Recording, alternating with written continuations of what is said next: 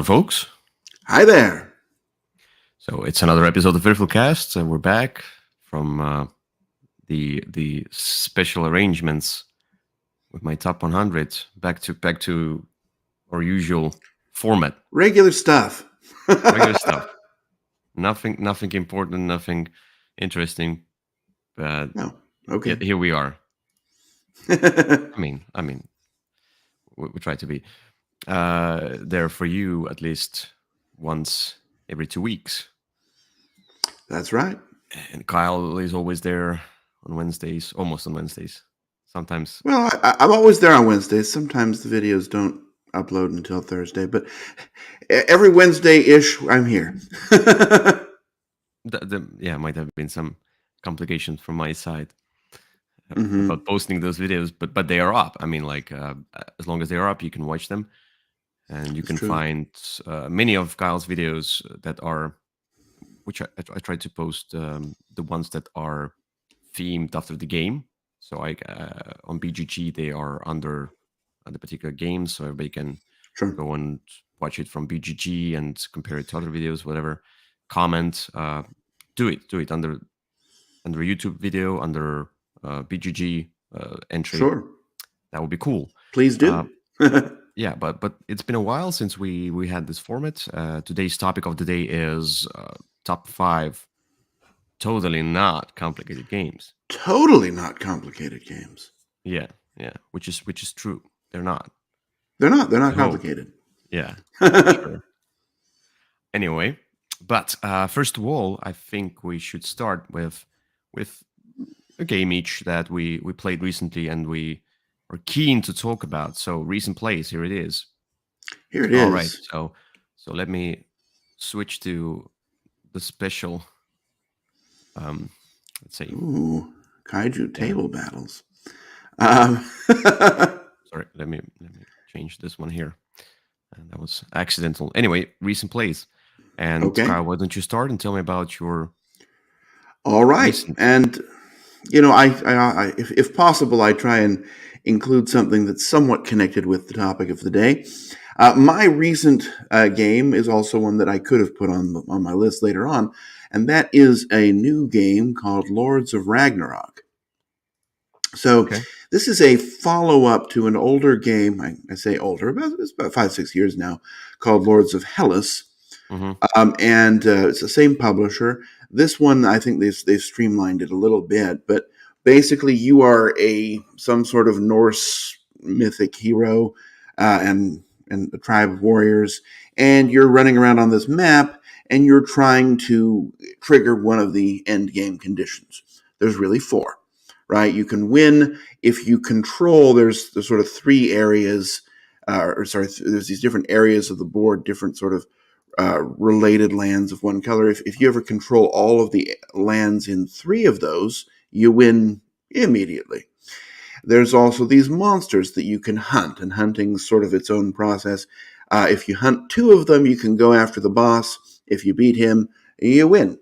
There's also these temples that you're building, and if ever you control 5 temples, you win. And then there's also these end game triggers. There's 5 of them, and as you're building up these monuments, if any of these have been met, they'll flip over. As soon as there are 3 of them flipped, the game ends in 1 round, and you score whoever has the most areas around the center. So relatively easy rules, just 4 ways to win. There is a lot to keep track of. There's several special actions. But your turns are actually pretty straightforward. You'll move an army, you'll move your hero, you'll do a couple of special actions, and then there's this wheel in the center that has sort of your main kind of action for the turn. You pick one of those, and you move on. There's a solo mode. The solo mode is okay. I didn't think that much of the Lords of Hellas solo mode, and I don't know that I think very much of this one. I found it to be kind of underwhelming. One of those ones where you spend, if you're playing for an hour, 50 of the minutes were managing the solo player. That's not really the right the right ratio for me. But I really enjoyed this. I thought it was fun. I'd love to play it with a bunch of different people. If you liked Lords of Hellas, I think this is an easy sell for you. If you didn't, I think this one is a little bit tamer than that one. And so Mhm. there's there's that as well. I've not played Lords of Hellas. For the reason when it came out, at some point it was like, okay, I'm not into conflict type games, and I heard good things about it, and I had several chances to play it, but each time I think about it, oh, miniatures, huge, monsters, whatever, area control, just not up for my taste. It's just something that if I play it, I'll probably like it, I'll probably enjoy it, but it's You really probably hard will. to get me into conflict games nowadays because I want Sure. more of economy and a bit more resource management, maybe worker placement, tech building, something like dry juicy, if dry and juicy at the same time. I don't know how it's possible, but it's possible with some games. Yeah, Okay. Yeah, I mean, this one will thematically compare to in complexity to a game like Blood Rage, probably. Um, Although I mean, I it's do a different enjoy. game. Yeah, Um, but yeah, I think this is one that you probably might enjoy if you did try it. But I agree, it looks like it's a lot, and and sometimes you're not in the mood for a lot. yes. All right. So for my recent play, I not so recently though, but I still played the game from Hans im Glück because I do enjoy like when they come up with a new game, and Z-Man is the one who distributes that in US, I think, and does English versions of games because Hans im Glück basically does the German versions of games. They did Okay. the Carcassonne as well, the most I think important game from their lineup, but several others as well, and First Class I think was theirs. First Oh, Rat is was it? theirs. Okay. Yeah, yeah. Oh, Oh no, First Rat is not. I'm sorry, okay. might not be. But First Class is their game. Anyway, this is called Planet B. So I was interested in this game. Why there's two Planet Bs? I think it's this one. I think there No, was a it's another one. reprint of it. Oh, It's okay. So this is the Planet B. So so Planet B is when I heard about this game the first time I heard about this game, probably from some list or something like that. I read about it. It was like, okay, it's cheeky. It's like your politicians trying to corrupt people and make them vote for you, and get a lot of money and not be responsible for anything. And it's cheeky. It's sarcastic. There are lots of cards that are rather sarcastic. I've shown you the card where a person has a sign that shows middle finger or something like that. It has this funny artwork, but okay. when you look at this kind of a funny, silly theme, um, yeah, it's kind of a humorous utopia. But when you look at this funny, silly theme and you look at the game, it is more complicated than it sounds in a sense, because in this game, of course, you're trying to get a lot of money, and you're doing so by it's a worker placement game. You are using your workers, whatever they are, the suitcases, to go into spaces. If I can, I don't know if I can find a proper picture. For example, here you go onto those spaces and you get the actions right there. Mm-hmm. And the different actions could be, get a resource, make your production, build, do something else, move on the tracks. It's your usual Euro game, it's do this and that.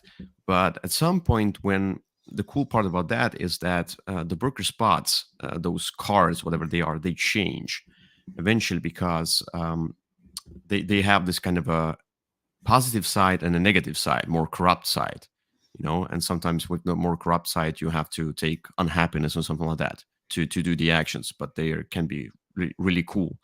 And once the three suitcases, for example, here, yeah, it might be based on the number of players as well, maybe a double-sided board, but here, if you get to three suitcases in one place, the the tile, the worker placement, whatever the action tile, is flipped, and you do some kind of a special thing, some side section of the game, and that can also manipulate, can also change the course of the game. And then if it flips again, instead of flipping, you remove that tile and you put the new tile instead of it. So, but you always see what's on the other side of that tile. So, for example, okay, I want to come here with my like the suitcases. They stay on the board until basically they are filled up. Yeah. If you put the suitcase right there, it's really not your worker. It's the suitcases are in a common pile. You just take the suitcase, you put it there, just marking that you took this action. Sometimes you're like, okay, I'm not gonna go there with the first suitcase because it's gonna flip to the other side, which will benefit another player much more than me or something like that. So you go to other places instead. And yeah, you just manipulate stuff, you move around, you build the buildings, you have this kind of a newscast, the news stories. These are the ones with those funky, funny pictures. I don't know. For example, here, the first contact, discovered the planet D. It's yeah, it's funny. But the game itself is a rather, as you can see, the buildings as well, and you need to get the workers, and you have only a certain amount of workers you can keep, and it's more like in, if you remember, the homesteaders, something like that, where the main thing is bidding, but eventually if you get the workers, you can just, like, during the production phase, you put the workers onto certain spaces where you want them to be. It's not like I put a worker, you put a worker thing, but it's like you just spread your workers to activate the buildings. And here as well, you basically activate the buildings and then you do the actions. And some of them are, more basic actions, and some of them are more complex actions, but you get much more. You're trying to build to that. And yeah, there's a lot going on. It's not your most, it's not your easiest game, and there is that kind of a paper, like a kind of glossy paper money. Which, yes, I know. But it's not as bad. It's not just plain paper. It's kind of a glossy, kind of a texturalized feel to it. So it will not probably be too bad. Still, they could have done something else. But yeah, it's just such an interesting game. How everything is, how the moving parts are what are the moving parts, how they interconnect with each other, how you can trigger the voting. So the voting basically is when you collect the votes into the common bag. Yeah. And then you vote for whoever becomes the president, the vice president, and the third and the fourth position, whatever, And of course, the president gets most money and then gets a kind of a bonus as a benefit. And yeah, you, during the course of the game, you are collecting those vote tokens that you have your own color into the bag. But the thing is that eventually, for example, if you put a lot of votes into the bag and you became a president, then basically all of your votes are going to be like are going to be gone, and the other ones, the vice president, have gone, and then the third or fourth place, they are basically their votes stay for the next voting that might happen. The voting happens when a certain trigger happens, like there is a track, and when the certain track raises it, if it raises to the end, then the vote happens. So there might be less or more voting rounds in a game. And yeah, I like that idea. So it balances it out. So for example, if I become the president, then I'm very unlikely to become president next voting phase if I don't contribute a lot of votes into the bag. But how do I do it? I have to abandon some other strategies to do that. Do I want to do that? Do I want to get the president card and to get that kind of a special action or bonus or a lot of money? It's this manipulation going on. I like that. Okay. It's interesting. It's also weird because one of the things is voting is you just pull the chits from the bag or the token from the bag. It's random. Sometimes you get unlucky because when you pull something out of the bag, if you pull another player's votes, it hurts them, so they will not be able to pull their votes themselves. But the only votes that count for you are the ones that you pulled out of your own color. Hmm. So it's interesting. It's different. I Okay. haven't seen that much of such voting there. So yeah, Planet B. It's a lot to say because it's a rather complicated game. It's not your medium weight. It's for Hans im Glück. I was surprised, but that it's a medium to heavy. I would say there's Okay. a lot of things to consider. A lot of things going on. Very well. Yeah, should definitely play it. All Maybe right, someday. maybe Sunday. Today's Sunday. Yeah, but I don't have it today, so maybe another Sunday. All right, go buy it now. You might enjoy it. Anyway, let's get to another topic, which is crowdfunding. Crowdfunding. Okay. I try to. I'm still trying. I'm trying my best. You are. So anyway, Kyle, what's your platform for today? Well, I'm on Kickstarter, which is where I usually am, unfortunately. Uh, and uh, this one I have, although now that I look at it, it looks like it might have ended just yesterday. Uh, but that's okay. I'll talk about it anyway. Oh, This is a game called Biohack. maybe a late pledge will be up there. Maybe there will. Because I did this last night, and it looks like it may have ended in the meantime, or maybe it's still up. All along, I see. Most likely there will Yeah, be a that's all pledge. right. Anyway, so the game is Biohack, and the reason Biohack kind of came to mind when I was looking at it is this is a company that has a pretty good record with games, but they're very difficult to find outside of sort of this these sort of fundraise moments. The game looks like you're trying to do various gene splicing things. Um, it looks like it's Hmm. going to be somewhat complicated, but from what I know of their other games that they've done, it probably will end up being relatively simple and entry level. This company did another game called Aqua Garden that's gotten some level Aquacaca. of buzz. Hmm? Hmm. I I remember the don't, game called Aquacaca as well. okay, well that's not the same game. Um, that's a game about sort of putting fish in an aquarium, and it's actually a pretty straightforward game that has a lot to explore. And I think this will probably be about the same thing.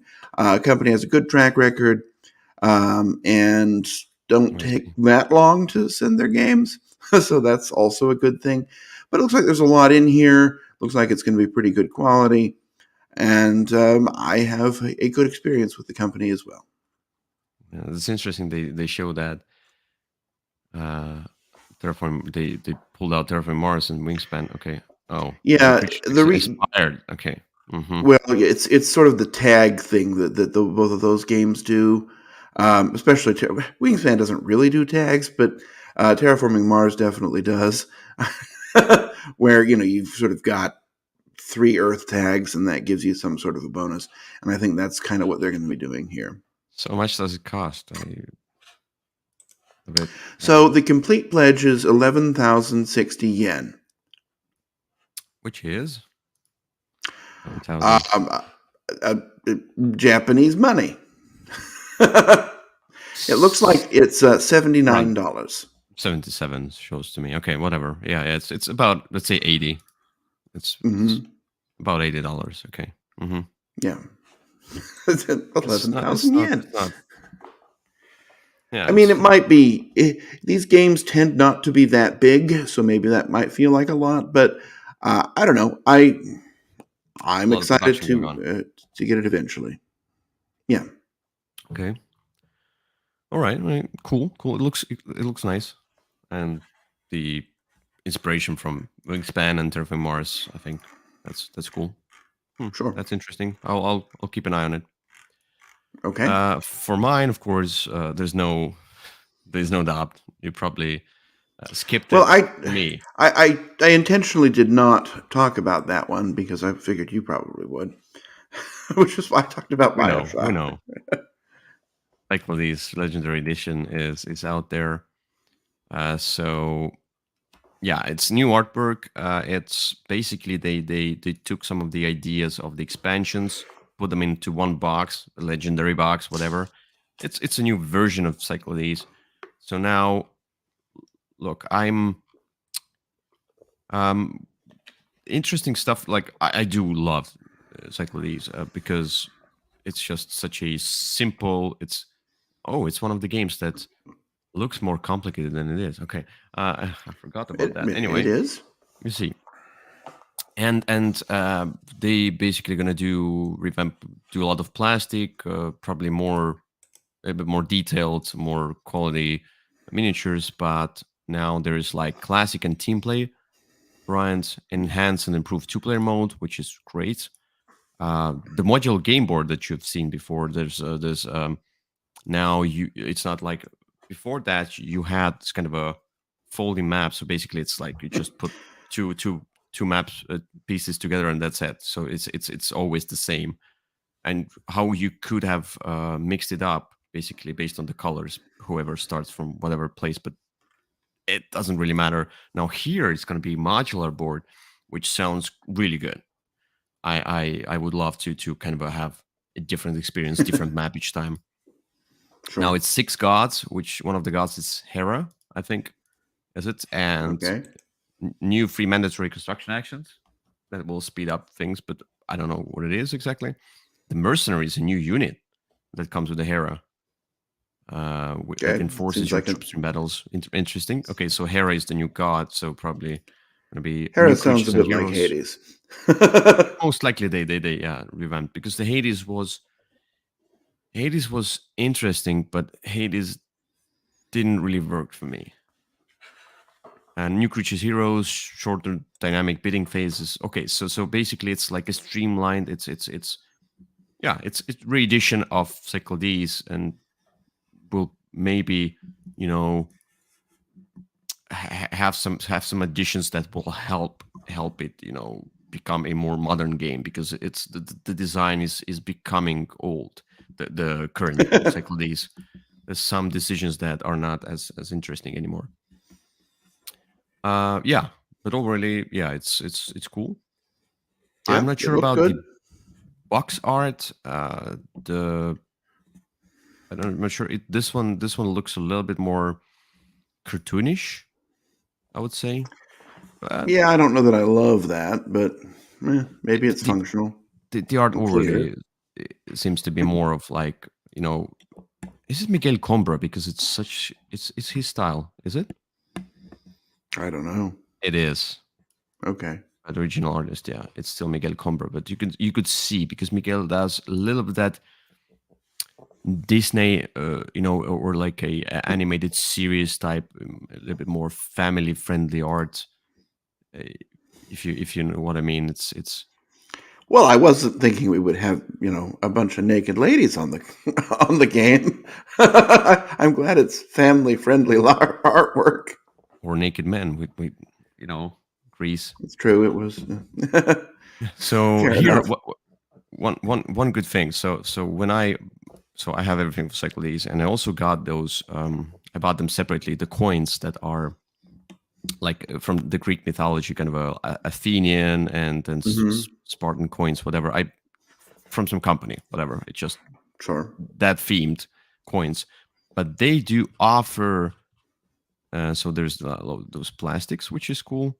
But they do offer there's also the miniatures edition, then the standard meeples and standees edition as well, and the creatures are like Mm. tokens. Who is gonna buy that? I mean, look, look, look. No. You should have, like, for example, you should have done okay. So let's do these factions as wooden meeples, and then still like put the usual miniatures for monsters, because this one looks so bad. I would never encourage you to back this level. No one's going to buy that. Um, Yeah, but those are metal coins. So the metal coins now you could get like original Cyclades metal coins. So yeah. Anyway, okay. so this is Cyclades. It's one of my favorite games of all time. It was number one at some point. There's a lot of stretch goals. Oh, let's see. Anyway, yeah, I hope it's great. I haven't backed it yet. Well, what? I wanted, yeah, I know. I wanted to see what's going on with the campaign, etc. And one other thing now, Yeah. I'll most likely back it anyway because it most likely, I don't know, Open Sesame Games, who they are, it might be really difficult to get this game later on, especially Right. the legendary edition with miniatures, because I need no tokens in my life of for Well, miniatures. it's kind of funny, right? If you look at the number of backers, there's so for the Meeples version, which I'm assuming includes not the tokens. No, it probably does. There's 276. For the one with the miniatures, there's 247. And that seems, well, that's odd that it's lower, but then you look at the legendary pledge and there's 2,631. So, Because this you is know the what one I people want to came get. here for. This is the one that everybody, Yeah. because if you Nobody's. get the, yeah, because if you get the miniatures, you need those 3D buildings. You just want them because they are colored. They they pop up. They're easier to kind of spot. It's yeah, yeah. And one other thing is that now it's 120 euros to get the legendary Mhm. edition. Then it's probably, I looked at it. Let's say it's about 35 to 40 euros of shipping. Yeah. About, yeah. So Mhm. then you want to buy the coins as well. It's about 30 euros as well. So you were up to uh, 200 euros already.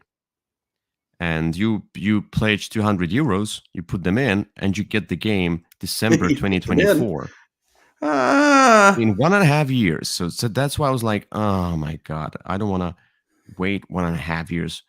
Why are you well, producing so slow? Why 1.5 years? Come on. Is it well. that hard to produce a game nowadays that you need to wait 1.5 years? And it's most likely What going to website are be you looking at? 2.5 years. Yeah. What? Yeah. What website are you looking at? Yeah. Kickstarter always takes a year and a half. Yeah. Yeah. I mean, It's all right. You can pay now, and it will show up in 3 years, and you'll be happy to have it. yeah. True.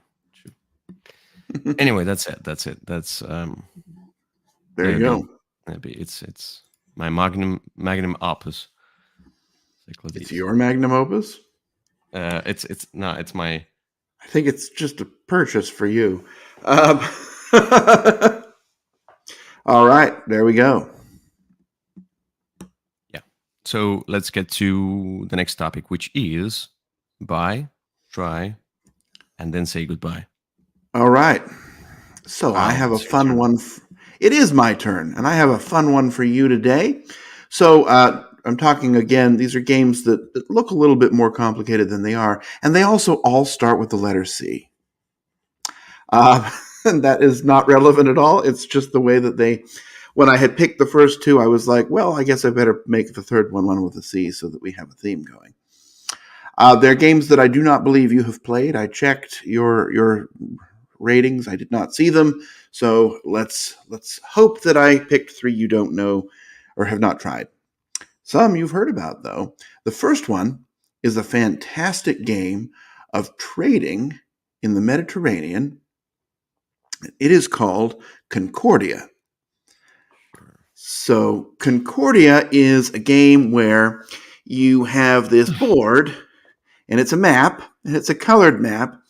And what you're doing Oh, is you have a hand of cards, and the cards are going to be your actions. So you'll play the action, and then eventually you will have to use one of your actions to pick up all of your cards. That's sort of the core mechanism. You're also building your kind of hand of actions as you go.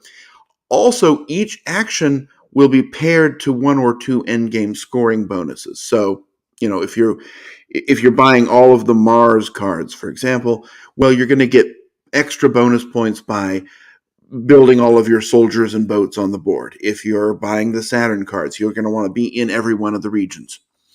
Various sort of ways to do it. And so when you're buying a card and adding it to your deck, you're looking not only what is it going to do for me, but how is it going to benefit my score? hmm Rules are pretty simple. You move your guy around, you build stuff, you get money, you pay money, you get resources, spend the resources.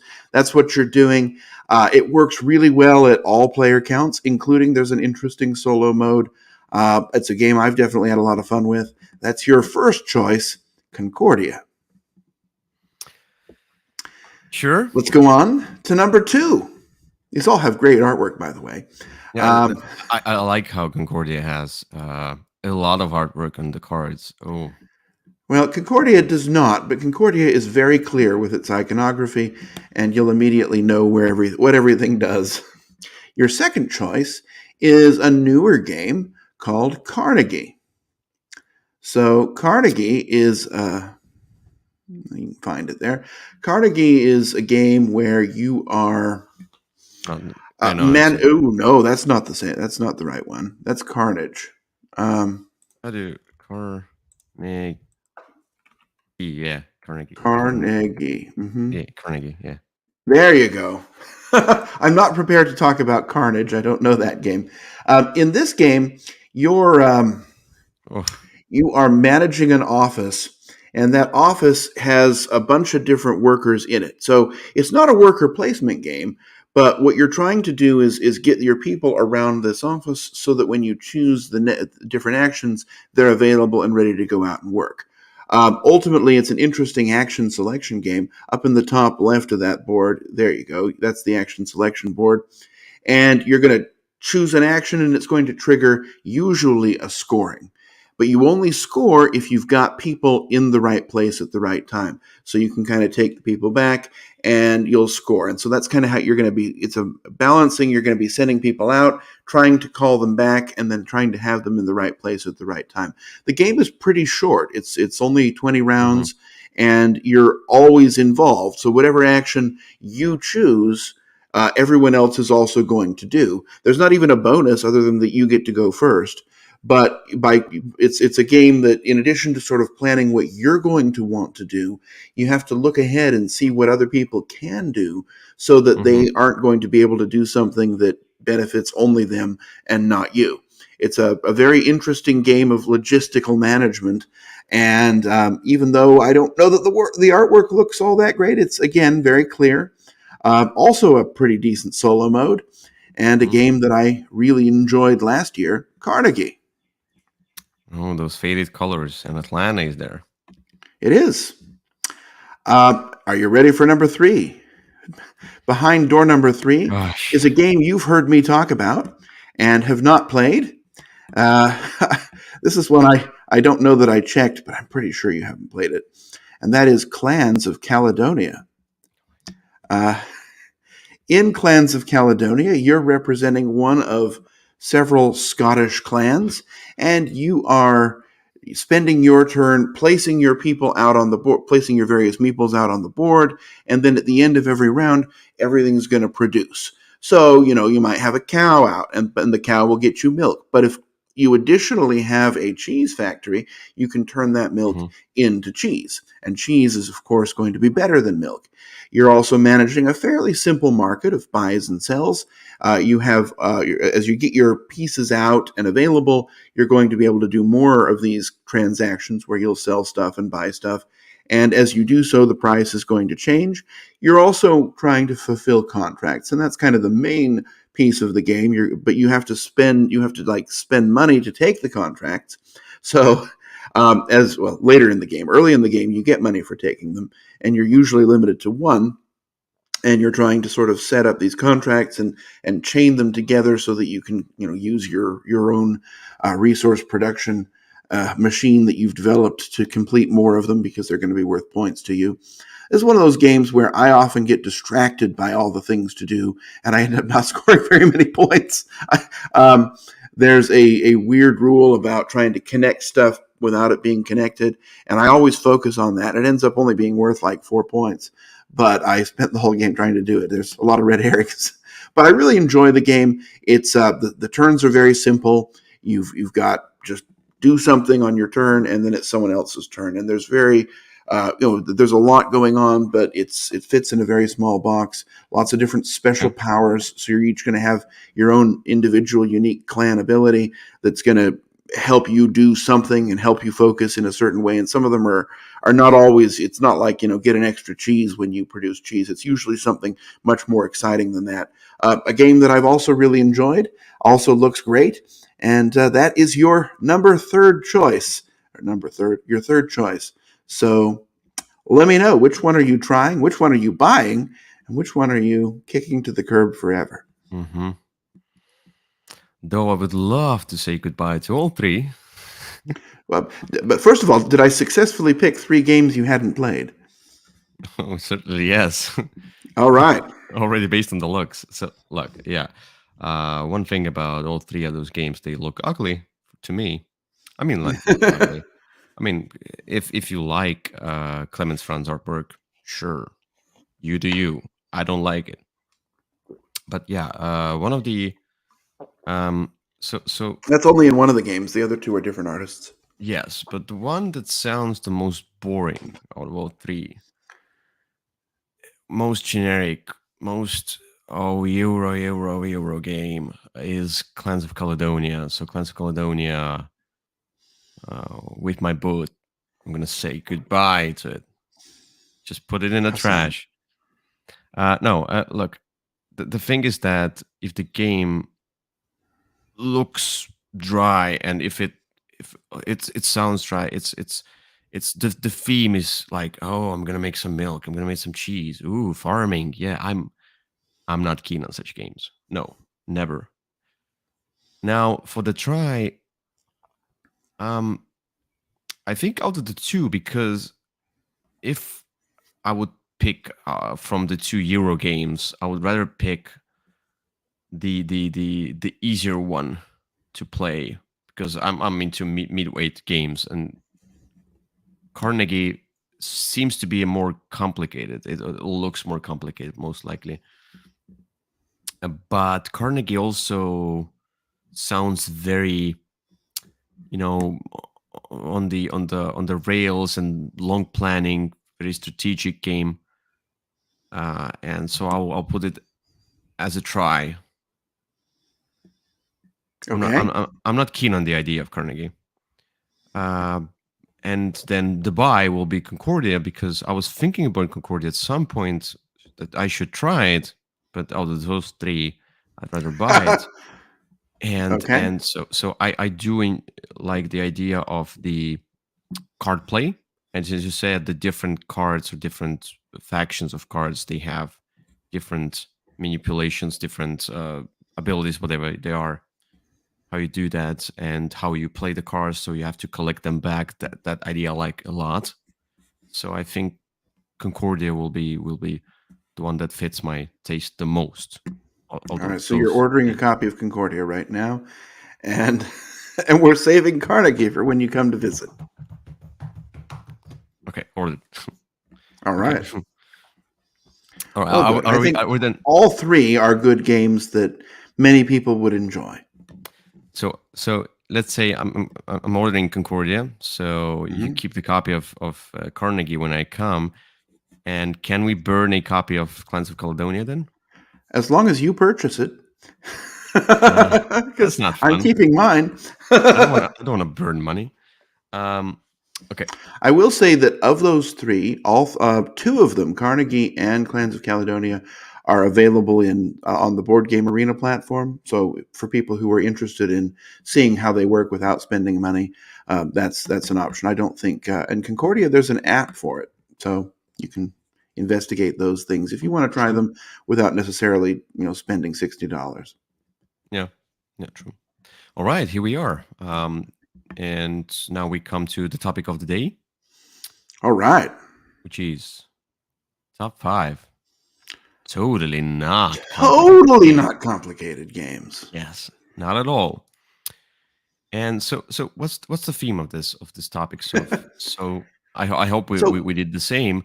The the, I hope the so thing too. is that some games, they like, for me, I imagined if I show a picture of a game, of a gameplay, to a certain person, to maybe a Mhm. casual gamer, more casual gamer, I show them the picture, they say, ooh, oh my god, that's too much, that's like so many pieces, so many things.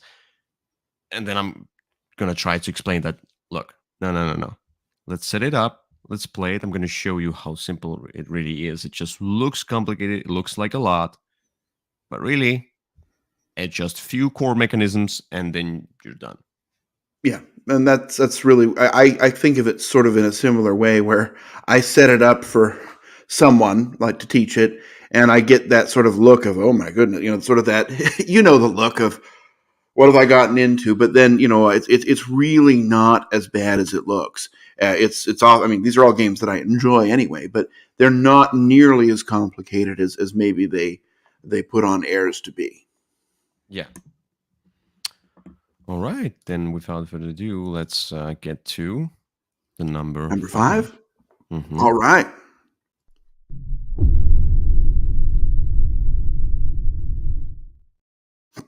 All right, number 5 is a game that I have enjoyed many times, but every time I set it up for a new player, I often get that look. This is a game of worker placement and deck building. Yeah, one of those, and this one is the one that's IP based. That is Dune Imperium. So, Okay. Dune Imperium. I mean, Dune itself, in the board game world, has a reputation, right? There's that old Dune game that was actually fairly complicated. This one is Yeah. not. This one is actually very clean and very simple. But there's several tracks on the board. It's one that I will often teach with its expansions, mostly because I don't want to separate them out. But neither of the expansions makes it very complicated, other than the fact that they look, they're on separate boards. I could teach it to you with all of the expansions, and you wouldn't know that something was from an expansion because they integrate that well. If you get the upgraded version, which you should probably do, you've got a bunch of minis everywhere, little soldiers. And and people often associate soldiers on a board with a more complicated style game, at least in my experience. But it really is very, very easy. You're at the beginning of the game. Oh, these are some upgraded pieces. At the beginning of the game, you're really just taking 2 actions on your turn, right? It's going to be, play a card, place a worker, do the action. You're going to do that twice, and then you're going to do your reveal turn and sort of get the money and buy some new cards from the cards that were remaining in your hand. As the game goes on, you'll get more and more options, but none of those options is particularly complex. There's not a whole lot of rules that are sort of, oh, okay, let's stop and re-explain how this works. There's also a combat or a conflict, I guess it's called, but it's really just who has the most stuff in in this combat area, which is that center of the board where all those cubes are in that picture. And you're going to look and see who has the most. There might be a card you could play to sort of augment what you've got, but nothing in this game is super complicated. I've played this with people who are fairly new into these bigger games and not really had a problem. I think, after even one round, people are going to know what's going on. It's a great game that looks like a lot, but it really isn't. Okay. Yeah, that's fine. Yeah, you I haven't still don't played that care one. about it. No, I just don't care about the theme and the looks, and I don't know. It just doesn't invite me. Maybe I know a someday. list that's going on in the future. Oh, you're going C, now you're going D, and then E. There Okay, you I go. see. I see. I see D, E. Okay. All right. My number 5 is the game that I experienced this kind of a looks complicated but really not, because I taught it to a person who was not she was not a gamer at all, and but I was like, okay, let's try this game out. Let's see what happens, because the rule book is really short, but how it looks when I showed it to her, she's like, ooh, wow, I would never learn this game. But then eventually she taught this game to other people, and she's not a gamer. I'm like, okay, that's cool. That shows how not complicated this game really is. Tapestry. Ah, I think Tapestry, and if you add the expansions, maybe just a bit more, an extra track, whatever. Overly, Tapestry has, like, I don't know how many, like 4 or 5 pages rules. Is it I think it's something like 4. that? Yeah. Something like that. But that's the thing. All you basically do, and I understand there's a little bit that complexity in the center where you put the things, but you'll get through it really fast. All the other stuff is just symbols. Just move up this track, and then play Tetris on your own board with those buildings, whatever they are. Just fill the things and see what happens. It's it's so easy. It's so intuitive. Uh, you move and the turns. You choose what track to move on. You need to have this resource. Okay, I'm going to move on this track. Spend this resource. Okay, what do I get? I get one thing. I get another thing. Really simple. I roll a die here and see what happens. It's There's a lot of those decisions, but yet the execution is really easy. Mm-hmm. The technology cards, probably the most complex part of this game, which might be a little bit more complicated for some. It's just special abilities of the factions. But what you can do, you can give the option of choosing from the less complicated, the straightforward abilities. Of some factions, they have that, and you can do that, and then the game becomes much easier. So when you look at all of this, look at the board. There's a lot going on. It's There not your is. complex 4X game. It's not. It's far No, it's from it. not. It's half that at most. So Tapestry, it's a good game. It's easy to learn. It's easy to grasp. Although there are some special abilities and cards with text. Really, once you play through it, you're like, oh, it's really that easy. Okay, here we go. Yep. All right. Yeah, I thought about this was on my short list. Not going to be on my actual list because it's only 5 games, but it's definitely one I thought about. Okay. All right. Let's get to number 4. Woohoo!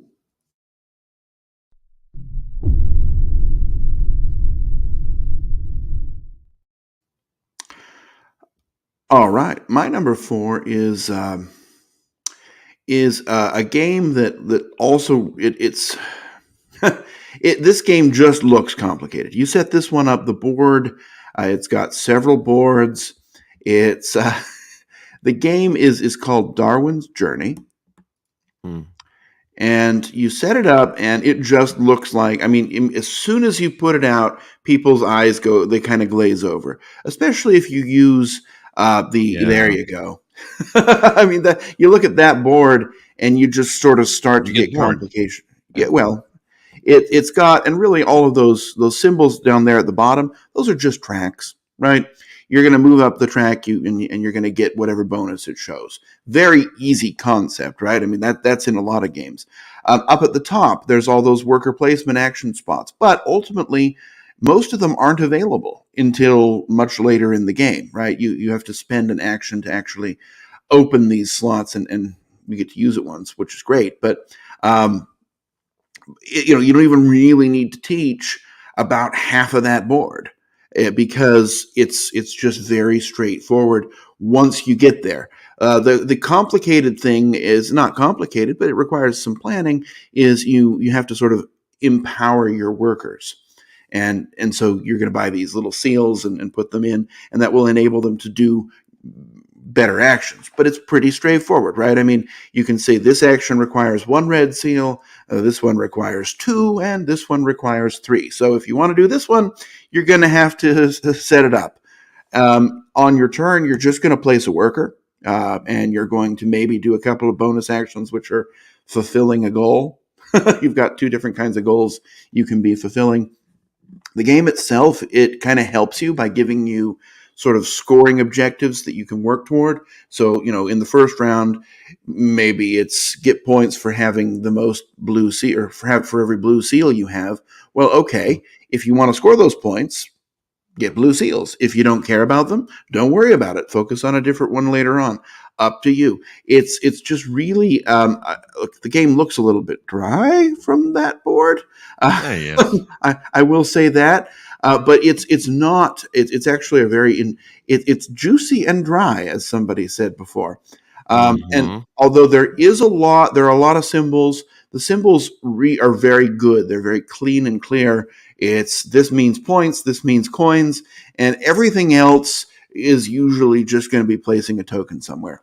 So it's the game looks very complicated, but it really is not. Okay. Okay. Got it.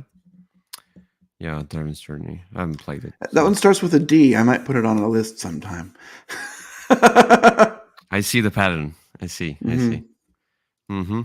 So my number 4 is another game that's not complicated at all. The core mechanism, if it just need to understand the idea of a core mechanism and then become simple. I think the complexity of this game is in thinking about those turns, is finding the best solution, but not about how the rules work. My number 4 is Five Tribes. See, it's not Okay. on in number 5, but I think like when I saw Five Tribes many years ago on the table, it looked dry and complicated and Euro-y, All and those it's colors? yeah. Because how it looks really on the table is not, at some point when I played many years ago, when I played Cyclades and Kemet and many other great games and Mice and Mystics, whatever, all of those Arkham Horror, thematic, big but thematic games, games with stories, etc. I look at Five Tribes like, nope, not for me. It's just some plain sandy tiles and colors, and when it's half the game, but when it's set up, you see all of those meeples and colors and things and and the symbols and stuff and the cards. But when you start playing, it's just pick up the meeples of one color from one spot and then just create a row of them until you place the last meeple somewhere and activate it along with the tile. But the tiles are really simple. So here you can have points. You can put the trees down. You can put the palaces down. You can get a gin card. Gins are really simple. So yeah, maybe the most complex thing about this is gin powers that you need to understand. But once you Okay. read about them, it's not complicated at all. So this game, at least for casual gamers, will look, as you can see here, much more complicated than it is. It's such a simple, almost family plus weight game, to be honest, because it's just move your meeples, then take a card, then I don't know, just put the palace down, put the tree down. The bidding is really simple. I just bid on the stuff. I will Just bid then on the stuff. I bid on this track. I pay that much money. Right. Very simple. So yeah, Five Tribes I think is much more simpler than it looks. It's like the same idea, but the reverse with the. Um, I mean, I think it's the same idea. I didn't put Abyss on my list, but Okay. Abyss is a different thing. Abyss looks bigger than it is. So it's the It does. same when you look at Abyss, and when I showed Abyss with all the expansions, I didn't put it on my list, but it was also like it looks so much more complex than it is when once you start playing. It's so straightforward. I think it's on the same level as Five Tribes. Five Tribes and Abyss on the same weight level for me. Okay. Very well. I mean, I enjoy Five Tribes. I didn't think about it, but yeah, I can see what you're talking about here. There's Mm. definitely, it looks like there's a lot going on, but it's at its core is relatively straightforward. Especially in the beginning when there's a setup. Once you The clean up setup can be more, rough. I mean, Yeah. yeah. All All right, right. get to number 3. Number 3.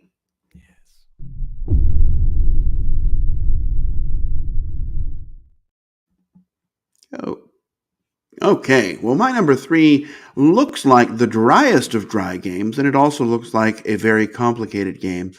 This is Anno 1800. So Maybe Dano 1800. No, Uh, this isn't my top games that start with D list. It's just those last two happen to do so. So when you set this game up, right? I mean, there's all these tokens everywhere, right? You've got all these tokens out on this board. You've got these map tiles that you're sort of setting up for people, mm, and there's cards with lots of symbols on them, and the game just looks like it's going to be a big civilization type game, right? You're like, oh my yeah, goodness, do I have to learn what all of those 150 tiles do? No, because all they do is represent a good, right?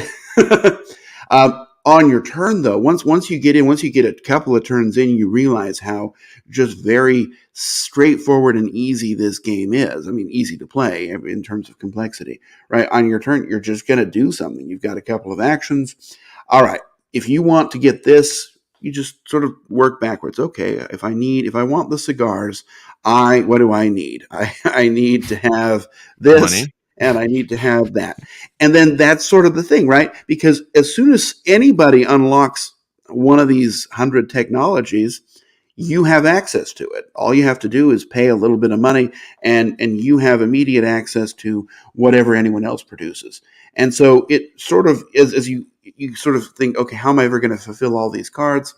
It You just do, right? You sort of focus on your thing, someone else focuses on their thing, and you work together and you're happy. The game is turns are super fast.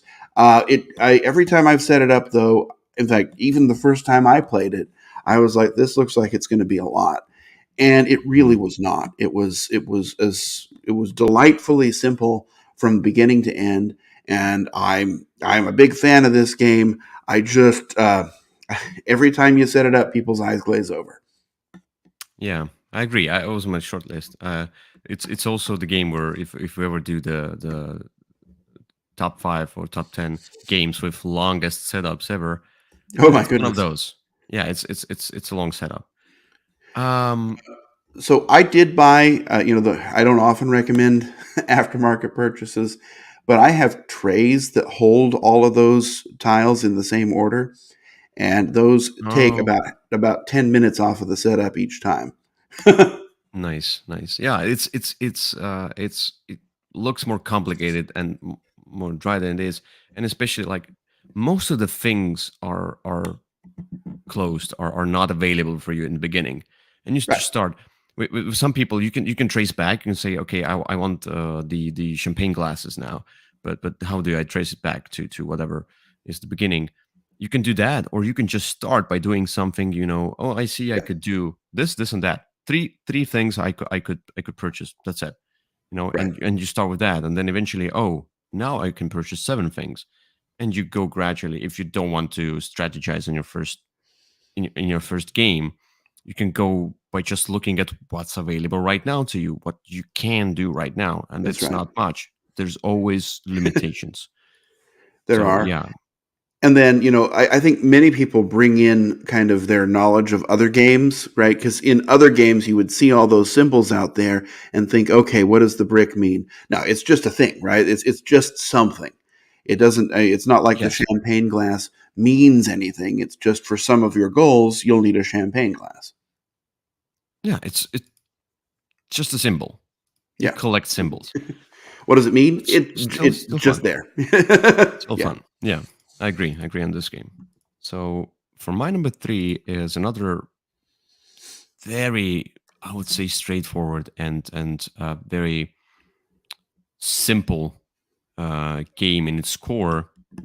But for example, if I this is the one where if I put it like if I did the setup, it doesn't look as complicated. But if I show you the middle of gameplay, let's say, if I just show you the picture on the video sheet, like for example, let's play this game, and you're like, what's this game? Show me the pictures. I show you the picture, and you're like, ooh, it's complicated.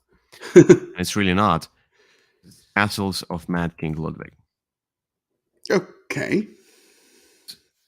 Look, because Castles of Mad King Ludwig, if you are mid game, there's like all of the rooms, how they look, how they.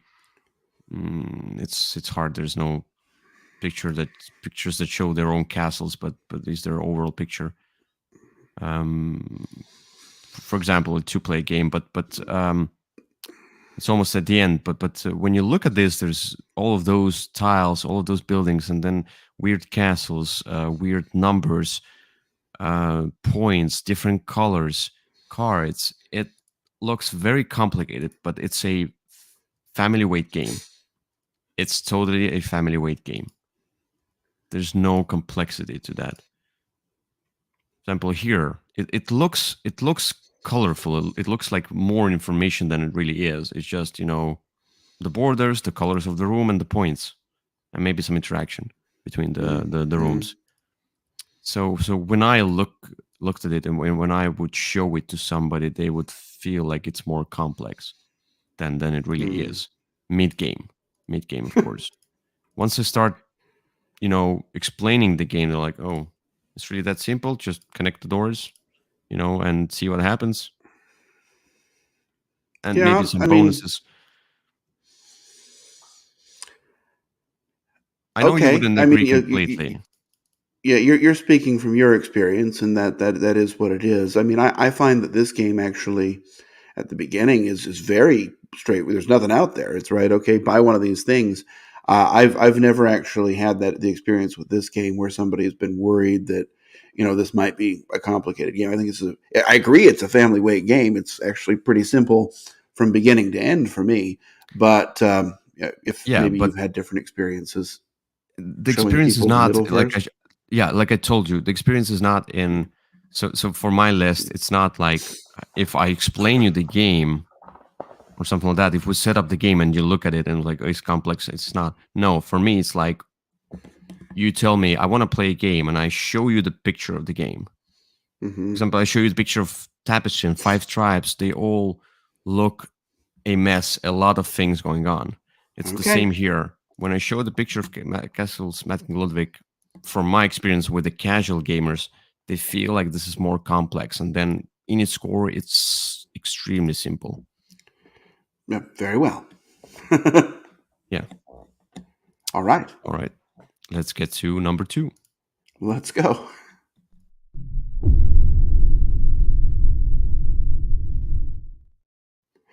All right. Number 2 is a game that I recently discovered. It's one that I kind of was avoiding because it looked very complicated. It's a game with miniatures. It's a game with this sort of 3D boards. The game is called DEI.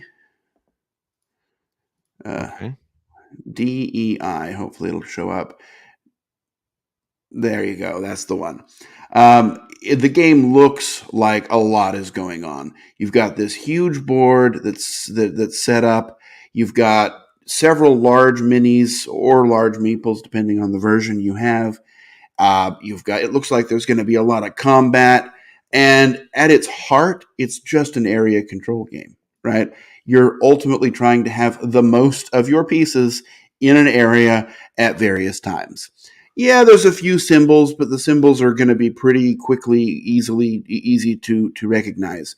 On your turn, you're going to play 2 cards and do what they say. You can also play one face down and buy a new one from a card market if you'd like to.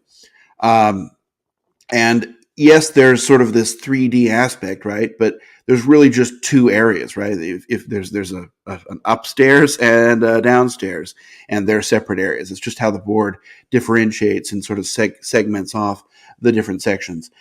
This game is dead simple. It's so much less than what it's a good game, but it's so much less than what it looks like. That I could teach this to really any level of a gamer and have them get in and have a great experience. Mm-hmm. But it does not look like it's going to be that kind of game. It looks like it's going to be one of those big, heavy combat Cthulhu Wars style games. And it really is not. It's just have your stuff in the right time at the right moment. And then also work on a scoring objective, because there's 4 rounds and you're going to have to score one objective each round. So pick one, focus on it, and do that thing. There are a few symbols. That's there's a barrier to entry, but they're not that hard to get behind. It's, this symbol means put a worker out. This symbol means move, and it's a boot, so that makes sense. There's actually almost no combat in this game. There's less combat in this Okay. game than there is in Scythe, um, Mm-hmm. and and that's because whenever you lose one of your people, if somebody kills your thing, you get some great bonus, and so nobody wants to kill you unless it's going to help you sort of win a majority at some point. But this game is not complicated at all, but it sure looks like it will be. Okay. Yeah. Not played it. It also starts with a D. I know. I know. That's your theme. That's your theme. That's your I thing. didn't know that was my theme. All right. My number two is a game that you also really enjoy. And yet again, if I would set up this game or show you a picture of this game, now it's either set up or show a picture both. It seems to be like a sprawling, thematic, huge thematic game, or not huge, but it looks much bigger than Is it it really Twilight is. Struggle? No, Oh. there's no struggle. There is struggle, but it's Forgotten Waters.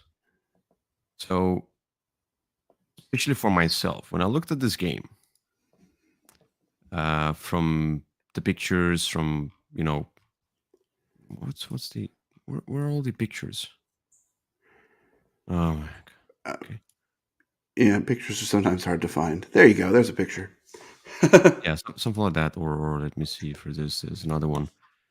Like, there's a lot of stuff going on. Some papers, some tracks and things, and the map, and a lot of text, and the book itself. Lots of cards and things.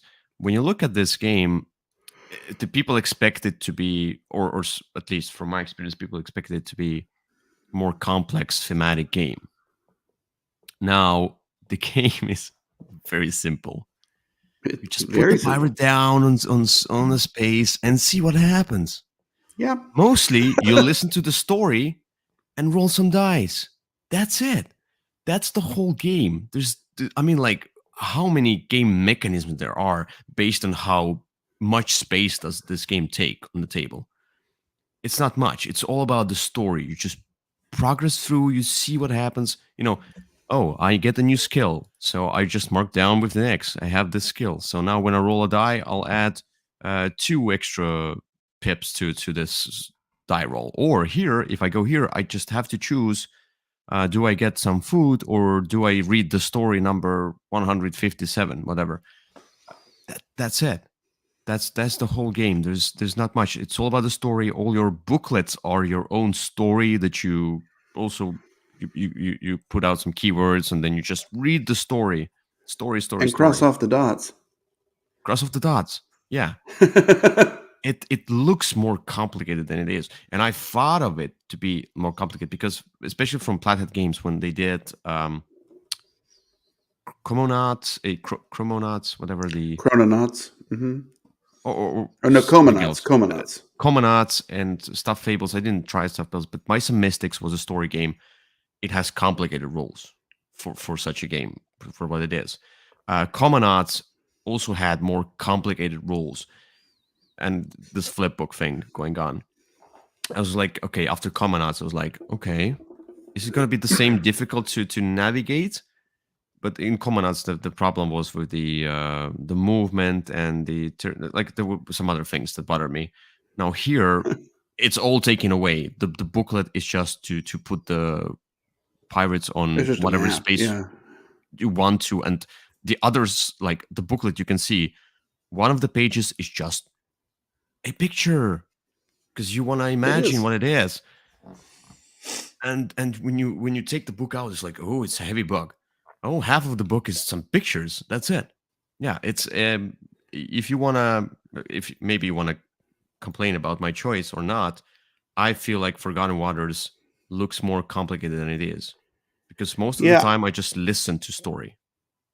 Yeah. I'd agree actually with this one. I didn't think about it, but because there's also this kind of a weird, all right, you're in charge of this aspect and you're in charge of that aspect, this sort of division of labor. And Yeah. you're like, okay, if we're doing that, there must be a reason. No, it's just so that Yes. one person doesn't have to do all the administration. Um, There's no reason. I mean, and like, this. I mean, the only reason is just to divide the tiles on the board so they are more evenly, so they fit. yeah, I don't know. well, and it's so the person who owns the game doesn't have to do it all himself. Um, and then you've got that paper that you're filling out, and that looks like it's going to become complicated, but it's really just kind of your experience log. Story. Yeah, it's not Yeah, even RPG character creation. right. Your character creation is just you answer 5 questions and then you read what you answered. It's basically Mad Libs, and yeah. So I agree. This game is. It looks like it might be a lot, but it really is not. This is a game that, I mean, it in terms of the experience that I thought I was going to get going in, and the experience that came out at the end, uh, it was a very big disconnect. Fortunately, the experience that I had, I really enjoyed, but Yeah. It was but it was not what I thought it would be going in. it was one of my biggest surprises because of that complexity thing. I thought it will be more complex, and then it was so easy. That I was like, okay, I can pull it out with almost anybody. I don't have As to long as you've got a explain couple half of hours. the stuff. Yeah, Yeah. You need time, but I don't have to explain the rules really. no. Just fill up your sheet and then see what Pick happens. something and go. Yeah, I just told them, like, look, these are those spaces. Here we all can go. Here only I can go, or you can go. One person can go. Yeah, Just pick a place that you feel is comfortable. Let's start playing. Let's see what happens. very well. Yeah. All right. Let's get to the number one. Okay. Numero uno.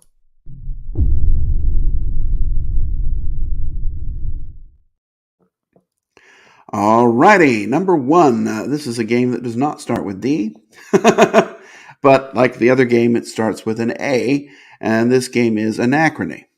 This is one of the first ones I thought of because this game looks like it's going to be a lot, especially if you have those Yeah. big minis. You've got this board that's just full of stuff. It's in a box. I mean, that's the base box, but if you jumped in on all the expansions, you've got a box that's 3 times the size of that. This game just screams, I'm going to be a lot. But it's not. It's actually really very straightforward. You're just kind of, deciding if you want to empower this robot thing so you can go out and take a spot or not. And then you're placing your various workers that you have in spots and doing their actions.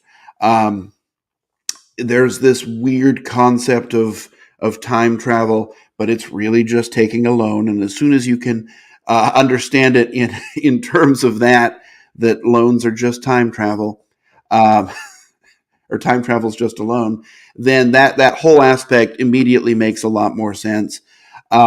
It's not even that long of a game. I mean, it can be, and there's a lot of setup, but look, if I showed that picture to anybody and said this is a pretty straightforward game, nobody's going to believe me. Yeah. Yet, every time I've taught it and every time I've played it, people have been like, "Oh, this was not nearly as much as it looked like it was going to be." Now, I have not played with all of the many expansions. I'm not speaking for those. Maybe those make it much more complicated. But the base game, I find to be really straightforward, despite being as much as it looks like it's going to be.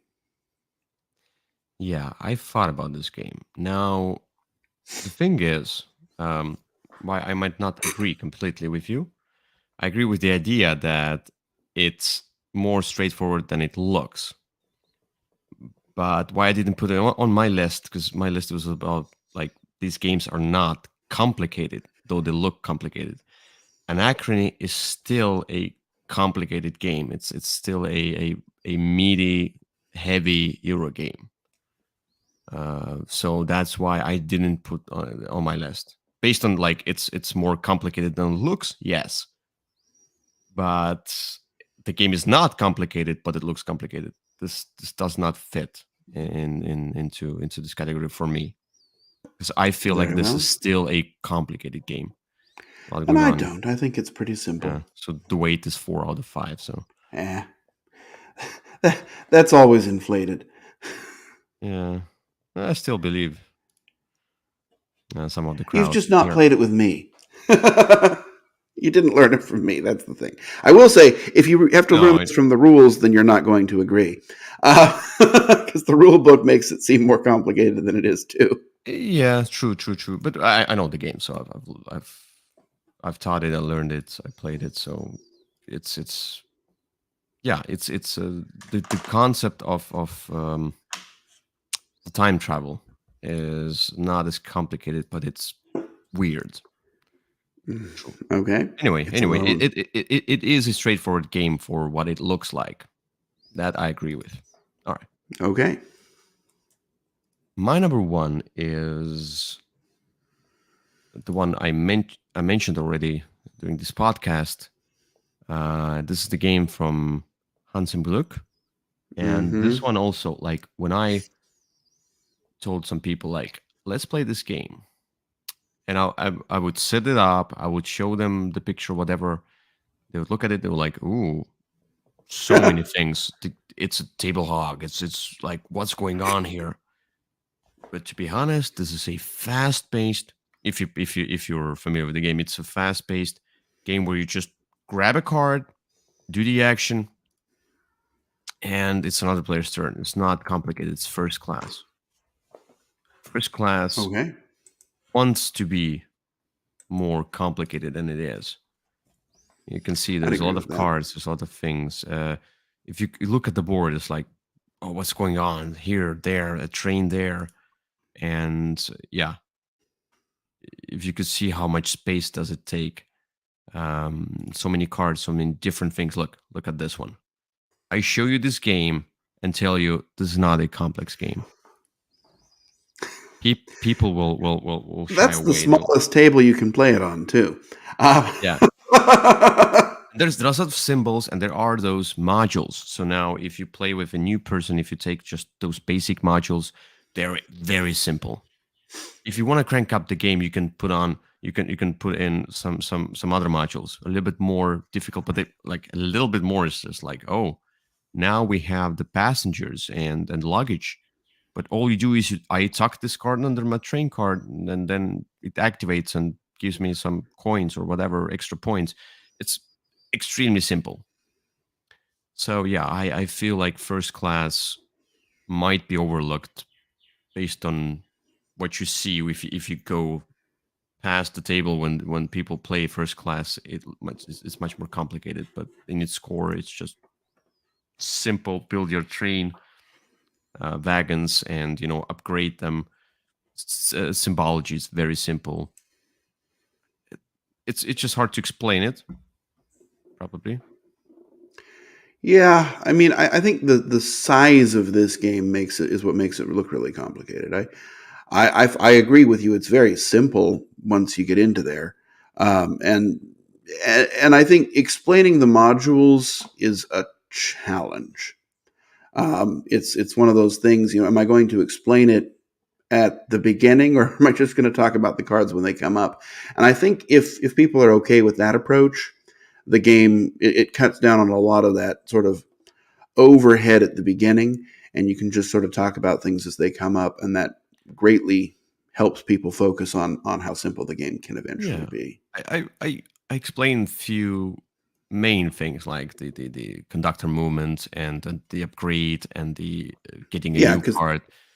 those are going to be in there anyway. Very basic ones, and then some of Hmm. the other ones that come up, I'm like, okay, so here you see this is combination of this and that, and then it's really almost the same thing, but or this is a contract that does whatever thing. I just read it from the book. Yeah.